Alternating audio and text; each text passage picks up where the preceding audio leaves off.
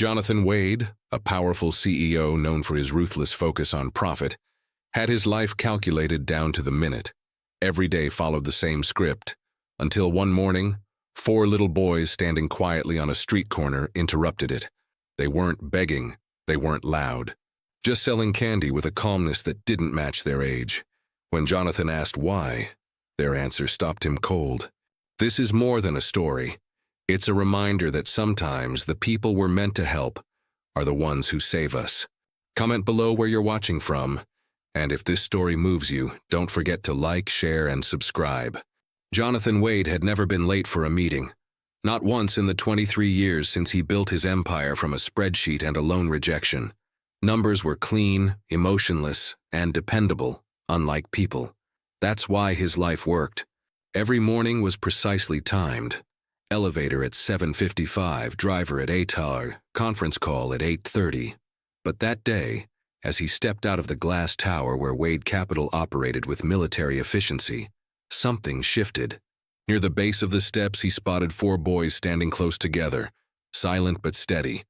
They weren't begging, they weren't shouting, just standing with a tattered cardboard box of candy held between them like it was all they had. 2 of the boys were black. All 4 were thin, wearing mismatched t-shirts and sneakers that had clearly seen better days. Jonathan almost kept walking. He always did. He had trained himself to move past need like someone avoiding a spill on the pavement. But this time, something held him. Maybe it was the way they stood, like brothers in formation. Maybe it was how the smallest one didn't look away when Jonathan met his gaze. He just raised a small hand and said, "Would you like to buy some candy, sir? We're trying to help our mom." The boys couldn't be older than 6. Their product, assorted candy bars half melted from the sun, wouldn't earn them more than a few bucks. He could have handed them a $100 bill and walked away. He'd done that before with street performers and charity reps he didn't have time for. But there was something in the boy's voice that didn't ask for pity.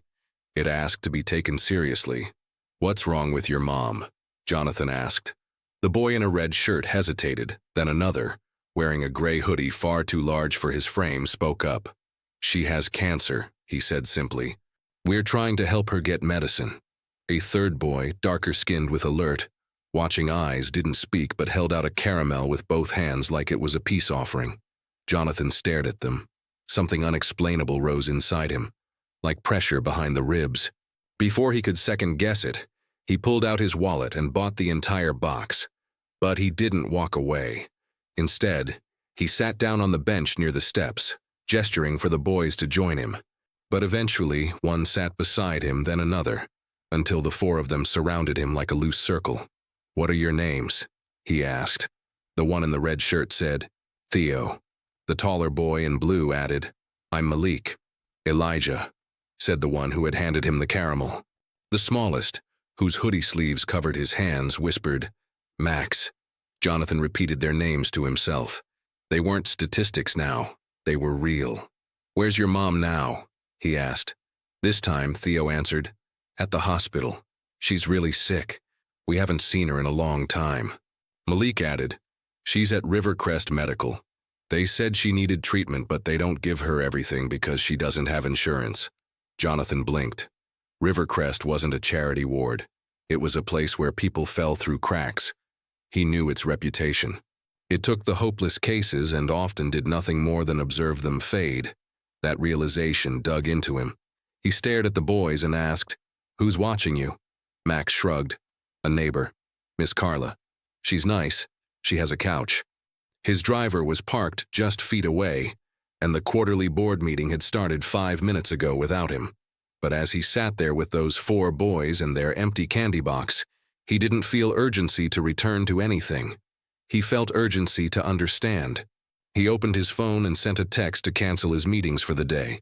Then another to an executive contact with access to Rivercrest patient files. He asked for confirmation. Vanessa Brooks, late 30s, no insurance, cancer diagnosis. The answer came within minutes. All true. No treatment plan authorized beyond basic palliative care. Jonathan's hands gripped his phone tightly. This wasn't a business problem. This was a human one. He looked back at the boys.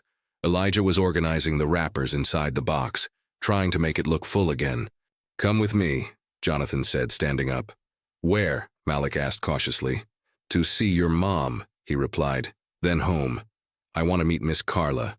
They got into Jonathan's car, a sleek black sedan none of them dared touch at first.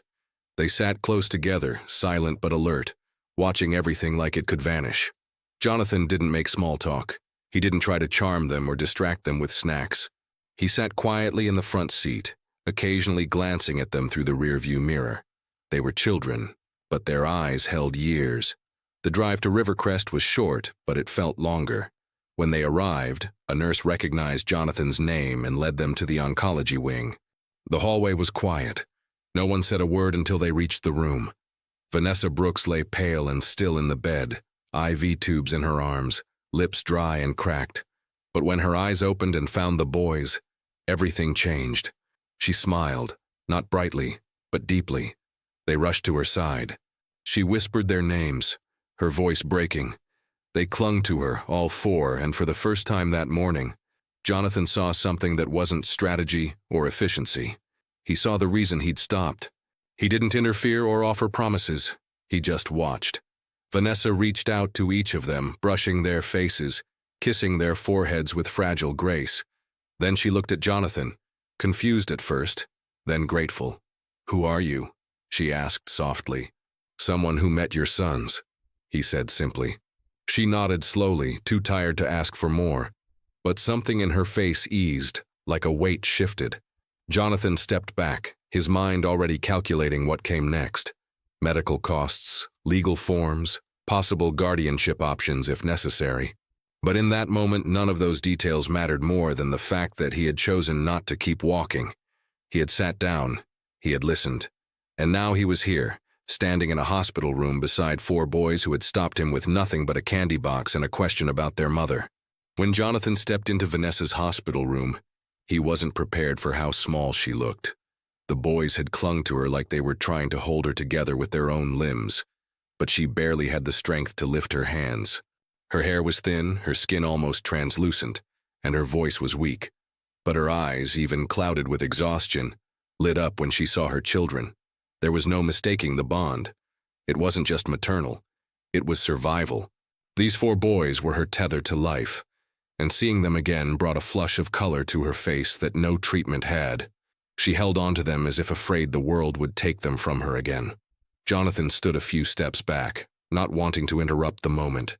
He'd seen reunion scenes in charity ads and hospital campaigns, but this wasn't like that. This wasn't staged. This was a woman who had been forced to let go, unsure if she'd ever see her children again, now barely breathing them in, one by one. As the boys quieted around her, Vanessa finally looked over at Jonathan. Her brow furrowed slightly in confusion. "Who are you?" she asked, her voice raspy but direct. Jonathan stepped closer, hands clasped loosely in front of him. "I met your sons this morning," he said. "They were selling candy downtown. They told me about you." Her face twitched, as if holding back a wave of emotion too large to show. "They shouldn't have to do that," she whispered.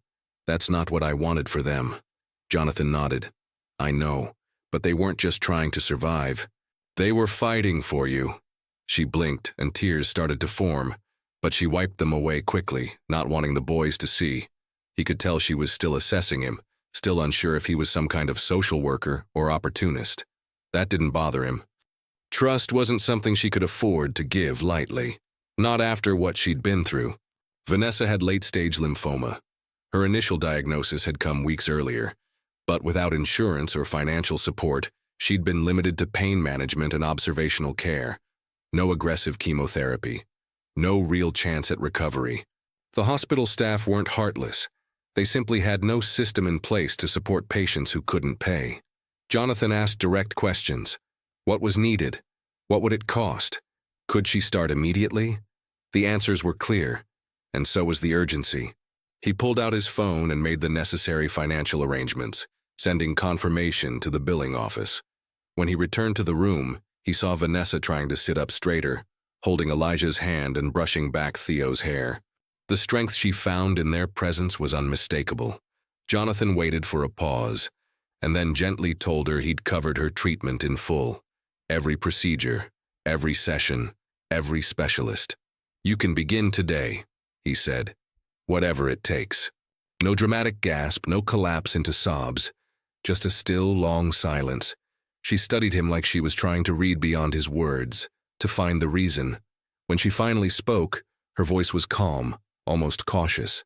"Why are you doing this?" It wasn't an accusation. It was an honest question from someone who'd had to question everything for too long. Jonathan didn't answer right away. He looked at the boys, sitting so closely around her that their bodies seemed to form a wall between her and the rest of the world. He thought about their small voices, their careful words, their determined silence. "Because your sons showed me what really matters," he said finally. It wasn't a speech. It wasn't rehearsed. It was the only honest thing he could say. She didn't smile, not fully, but something softened in her eyes. She leaned her head back and closed her eyes for a moment. It was the first time since he'd arrived that she looked like she might let herself rest. They were whispering to each other, trying to make her laugh with stories about the people they'd seen on the street that morning. Their resilience was unbelievable. How quickly they moved from fear to comfort, from pain to connection. But he could also see the edges of exhaustion, the weight they carried in their tiny frames. He knew they needed more than a bed and a few safe meals. They needed stability, routine, a life where they didn't have to count candy wrappers or worry about hospital bills. So he made another decision before leaving. He'd return the boys to Miss Carla tonight, but he'd cover her rent, bring groceries, and start looking into long-term options. School, counseling, a home where they didn't feel like guests. Because this wasn't about one act of generosity. It was about standing in when no one else had. When he turned to go, Vanessa called out softly, "Thank you." He stopped. "Don't thank me yet," he said. "We've got a long way to go." He didn't check his stock alerts or review the quarterly reports waiting on his desk. Instead, Jonathan stayed at the hospital, quietly working in the hallway, updating contacts, arranging next steps. He spoke to a legal associate about medical proxies and left a message for a pediatric counselor he trusted. By late afternoon, when the boys were dozing in the corner of the hospital room, curled up with borrowed blankets, Vanessa looked at him again. This time her eyes weren't searching. They were steady. "You're not just doing this for them," she said. "You're changing something in yourself, aren't you?" Jonathan didn't answer. He didn't need to. She already knew. What began as a detour in his morning had become a commitment he couldn't walk away from. A moment that, without warning, forced him to confront what he'd never made space for. And as he helped the boys gather their things to head back for the night, he turned to Vanessa one last time and said, "Your sons reminded me what matters." The gesture touched something deep in her, and for the first time she smiled without pain behind it. Jonathan didn't plan to return the next day, but he did. And then again the day after that. Before he realized it, he was stopping by the hospital every morning and visiting the boys every evening. It wasn't about obligation or guilt. It was about momentum. Something had shifted, and he couldn't pretend it hadn't. Vanessa was undergoing treatment now, thanks to the arrangements he'd made. And though she was exhausted, there was a kind of peace in her eyes every time he walked in with news about her children. The boys were still staying at Miss Carla's small apartment, sleeping on pull-out cushions, brushing their teeth in turns, and sharing what little space they had. But Jonathan knew that kind of living couldn't last long. So by the end of the week, he quietly signed a 6-month lease on a modest but comfortable 2-bedroom apartment not far from the hospital. It wasn't lavish. It didn't need to be. It just needed to be stable. He filled the fridge, stocked the cabinets, and had fresh bedding delivered. The next time he picked the boys up, he handed them a new key. "This is yours," he said. "You don't have to sleep on the floor anymore." Malik was the first to step inside, inspecting every corner like he was waiting for someone to change their mind. Elijah opened the cabinet slowly, as if he couldn't believe food would already be there. Theo tested the couch, bouncing on it once before flashing a grin. Max clung to his backpack a little longer before finally setting it down near the front door.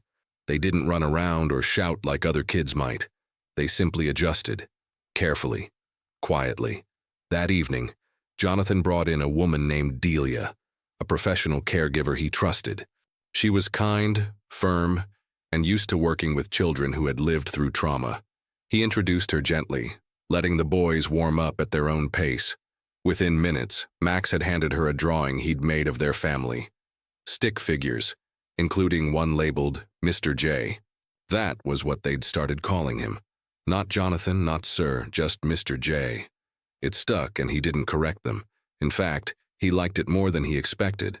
It felt less like a title and more like a place in their lives. As the days passed, Jonathan settled into a rhythm that had nothing to do with stocks or quarterly reviews. His mornings began with hospital updates. Afternoons were spent navigating paperwork for school enrollment, counseling sessions, and medical authorizations. Evenings were for dinner drop-offs, grocery runs, and checking in with Delia and the boys. Each time he showed up, the four of them greeted him with something new. Elijah showing off a math worksheet, Malik with a new word he'd learned, Theo asking for help tying his shoelaces faster, and Max drawing little comic strips of what their days looked like now. These small acts weren't impressive by anyone else's standards, but to Jonathan, they felt monumental. They were signs that the boys were beginning to believe in continuity. They were beginning to expect tomorrow. He found himself staying longer each visit, not because he had to, but because it felt like stepping into something more meaningful than anything he'd ever built before. He began remembering their favorite snacks without needing a list. He adjusted his meetings to fit around hospital visiting hours and added their school counselor's number to his favorites. The shift wasn't dramatic. It was gradual. It was in how he listened, how he paid attention, how he showed up. Not just physically, but emotionally. Delia noticed it first. One evening after the boys had gone to bed, she told him, "You don't hover, but they look for you now. You're part of the routine." He didn't respond, but he didn't need to. He felt it too. Every time Malik asked him to check homework, every time Elijah wanted to show him a drawing, or when Max curled up next to him without saying a word, these were things that couldn't be bought or arranged. They had to be earned, and he was beginning to earn them one day at a time. Jonathan made sure she had photos, stories, and updates daily. He even printed a picture of the boys standing under the apartment sign and taped it beside her hospital bed. She touched it every morning when she woke up. "You gave them safety," she said one evening. "You didn't just throw money at the problem. You showed up." That meant more to Jonathan than he expected. He hadn't realized how hollow his achievements had begun to feel until someone reminded him what real value looked like. He wasn't operating in numbers anymore. He was operating in trust, in consistency, in the simple, quiet work of rebuilding a life. The boys had developed routines: homework at the table, showers after dinner, bedtime stories from Delia or occasionally from Jonathan himself when he stayed late. Malik and Elijah had started teasing each other playfully, a sign they were letting go of the constant stress. Theo stopped clenching his fists when someone raised their voice. Max began humming to himself in the mornings, a soft sound of comfort. Jonathan saw these things not as random improvements, but as signals, indicators that hope was setting in. The life they were living now was still fragile, still stitched together by temporary arrangements and borrowed time, but it was a life, one that had rhythm, direction, and care. Jonathan had never imagined himself managing meal plans, therapy appointments, and school forms. But now it felt less like a burden and more like a calling. He was no longer just helping. He was becoming part of the story. Vanessa's body was beginning to break under the weight of the new treatment. It was stronger, harsher, and far more aggressive than anything she had undergone before. The doctors had warned her. This phase would strip her down, take everything before it gave anything back. But she had agreed without hesitation. She didn't want more time for herself. She wanted more time for her boys. Jonathan never questioned the choice.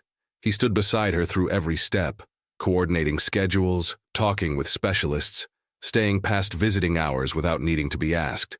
He brought her updates from the boys, handled groceries, arranged logistics with the caregiver, and quietly adjusted his life around hers. He never promised miracles, and Vanessa never asked for them. Their conversations grew shorter, but heavier. They didn't speak in hopes. They spoke in preparation. She was no longer trying to act strong in front of him. She didn't need to. Jonathan had become part of the process. Not the savior, not the sponsor. just the one who stayed. And in those silences, in the steadiness of his presence, Vanessa began to lean on him without even realizing it. Elijah had taken to reading more, and Theo had made a friend in his class, which felt like a miracle on its own. Vanessa would listen with closed eyes, visualizing it all, allowing the sounds of their names to anchor her. But as the treatment wore on, her strength dimmed, and the idea of not being there for them crept in with terrifying clarity. That thought, of not being able to protect or guide them, haunted her more than the illness. One evening, after a particularly draining session, she asked Jonathan to sit with her. The nurse had just left, and the room had settled into that quiet in-between moment when nothing needed to be done, but everything felt urgent. Her voice was rough, barely audible, but she didn't waste time. "If something happens to me," she said, "don't let them be alone." She wasn't being dramatic, she was being a mother facing odds. Jonathan didn't flinch. "They won't be," he said. "I promise." Vanessa looked at him for a long time, her gaze steady despite the weakness in her body. There was nothing romantic or sentimental about the moment. It wasn't about heroism. It was about responsibility, about knowing that her children had someone who would continue to see them, care for them, and fight for them when she no longer could. Jonathan didn't try to reassure her with words that everything would be fine. He didn't insult her truth with optimism. What he gave her was something far more sacred, a clear, unwavering commitment. And for the first time in weeks, her shoulders eased slightly. She let herself close her eyes, not out of fatigue, but out of trust. Jonathan stayed there a while longer, sitting in the chair beside her bed, watching the soft rise and fall of her chest. Something had settled between them. A line had been crossed, not of obligation, but of belonging. He was no longer just a man helping out. He had taken root in a space he never expected to find himself in. Normally, he would have run for cover, waved down the car, cursed the inconvenience, but not tonight. He walked slowly, letting the rain drench him. It wasn't punishment. It wasn't symbolic. It was simply real. Something raw and grounding that pulled him out of his own head and reminded him of what mattered. The promise he had just made echoed in his mind, not because it was difficult to keep, but because it was the first time in his life that a promise felt like purpose. Not a transaction, not a negotiation, just truth. He didn't think about work or headlines or shareholders. He thought about 4 boys, 2 of them already asleep in their beds, 2 probably whispering under the covers, waiting for news from their mom. And he thought about her, Vanessa, fighting quietly in that dim hospital room, holding herself together on hope and the thread of one promise made in the dark. He looked back at the hospital, at the glow of the windows, at the steady rhythm of the storm. Something in him refused to move too quickly. For so long, his life had been about urgency, about getting ahead, maximizing gains, never sitting still. But now, for the first time, he didn't feel behind. He felt anchored and soaked and entirely present. He stepped into the car finally, but left the window cracked just enough to hear the rain. There was something cleansing about it, not in a cinematic way, just in the kind of way that stripped everything unnecessary and left you with what mattered. Jonathan didn't say anything on the drive back. He didn't need to. That night something had shifted, and he knew it wouldn't shift back. He had chosen to stay, and in choosing to stay he finally understood. He was no longer just an observer, he was part of that family. Vanessa's health had begun to turn a corner, not dramatically, but noticeably. Her voice, once barely above a whisper, had grown steadier. Her posture was more upright. She could sit up without help, sometimes even laugh at the boys' stories when they came to visit. The exhaustion hadn't disappeared, but the fear had shifted. Jonathan saw it in her eyes every time he entered the room. She was still tired, still in pain, but hope had taken root, and that hope had started to bloom in the boys too. They laughed more now. They ate without being prompted. They didn't flinch when someone knocked on the door or raised their voice. Malik had begun drawing again. Elijah asked questions nonstop. Theo practiced telling jokes, and Max had started to hum softly when he worked on his puzzles. The shift was subtle but unmistakable. They were no longer just coping. They were growing. Jonathan, without ceremony, had become the thread holding it all together. Not because he had money or answers, but because he kept showing up day after day, never missing, never pulling away. One Saturday, Jonathan took the boys to a weekend fair held downtown. It wasn't part of any plan, just a spontaneous idea after they finished breakfast. The fair wasn't anything extravagant. Food trucks, music, a few activity tents. But to the boys, it was a world of color and noise they hadn't stepped into for what felt like years. They moved through the space slowly at first, sticking close to Jonathan. But after a few minutes, they began to stretch out, drifting from booth to booth, wide-eyed and buzzing with quiet excitement.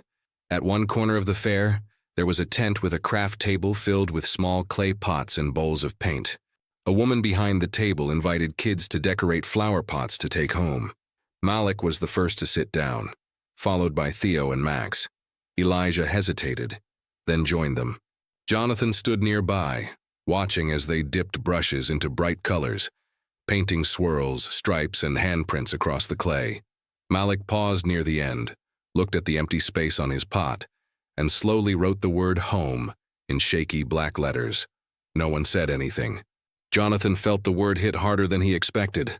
Each boy handed her their creation, one by one, their expressions shy but hopeful. She turned them over gently, studying the brushstrokes like artifacts of emotion. When she reached Malik's pot and saw the word he'd written, she didn't speak right away. She just placed a hand over it, holding it against her chest. After a few long seconds, she looked at Jonathan. "We're planting roots," she said softly.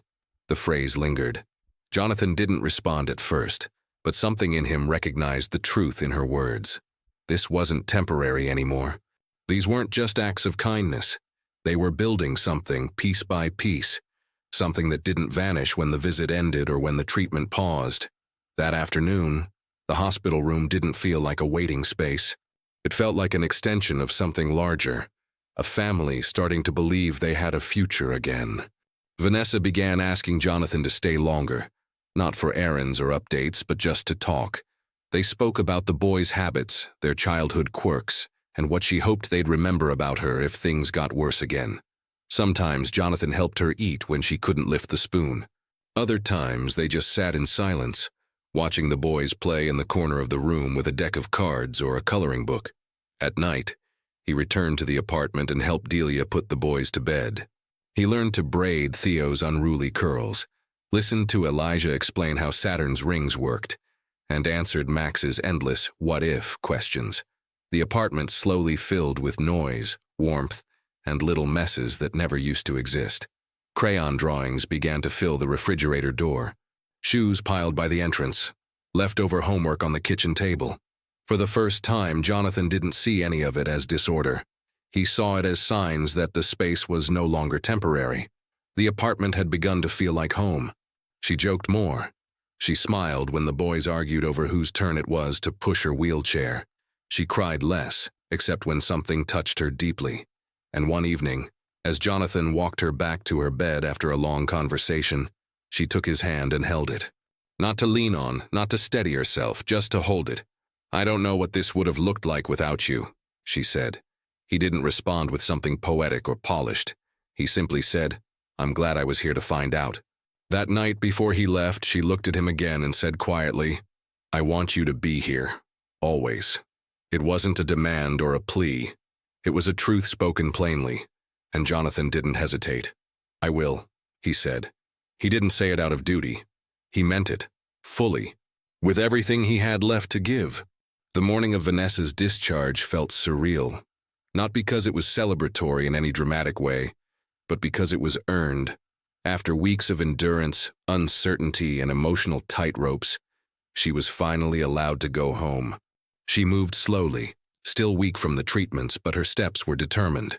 Jonathan arrived early, as he had every day, helping her gather the few things she had accumulated in her hospital room: a worn sweater, a framed photo of the boys, a journal she had barely touched.